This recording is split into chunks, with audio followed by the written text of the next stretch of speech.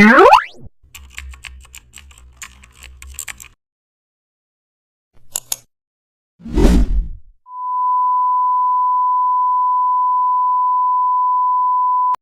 back to the channel and don't forget to like, share and subscribe for more updates.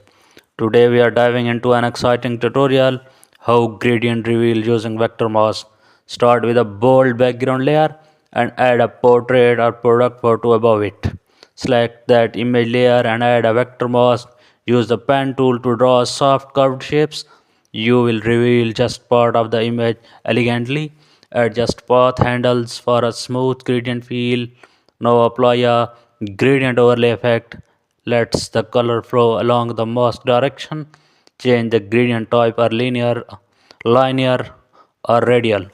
Playing with blending modes for cinematic tones.